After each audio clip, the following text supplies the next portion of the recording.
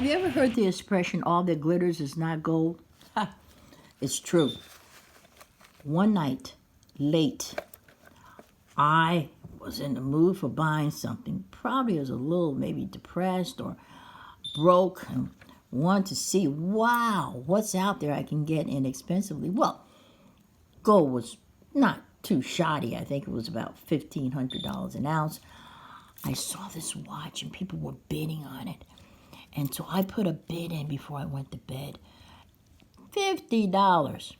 Well, guess what? I woke up and found out I won the bid.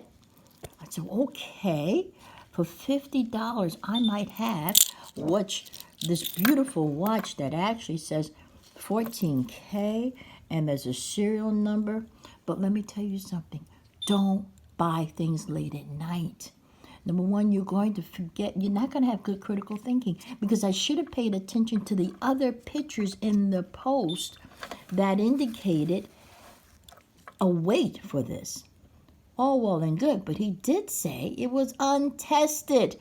So the seller was honest in that respect. He hadn't tested it. Okay, maybe he's somebody that's just getting rid of an estate bunch of stuff and he really doesn't know what he's doing. Let's look at his feedback. Well, his feedback, it wasn't too bad. There was one or two that were a little suspicious and I should have paid attention to that, but I didn't.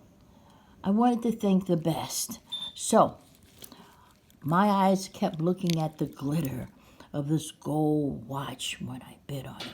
But the other thing that happens when you buy things late at night is you don't have good critical thinking. There was a picture in that post, in that listing, that showed this watch on top of a jewelry scale. Now, although the seller said it was untested, guess what? Who uses a jewelry scale that doesn't test their stuff? People that use jewelry scales, they kind of pretty much know what they're doing. So the other point I want to make is make sure you do critical thinking. Make sure you also look at the feedback and make sure that you kind of examine things. Like maybe look at another listing, Google how to tell the real versus the fake boulevards, because they do fake boulevards. And so I ended up buying this and I'm keeping it. Why? Because I don't want this to happen to anyone else.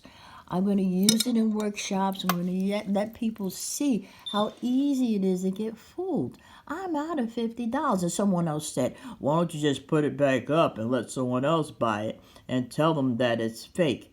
Well, the problem with that is sometimes people look at pictures and don't read.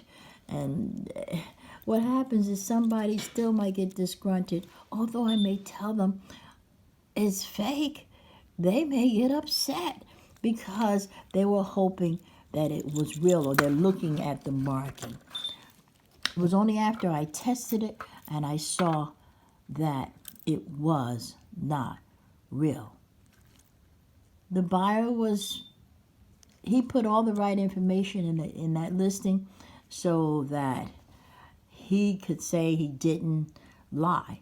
But the tell was those pictures that I should have been more critical in my thinking about. So I'm saying all this to say, be careful, be aware, all that glitters is not always gold. Take care.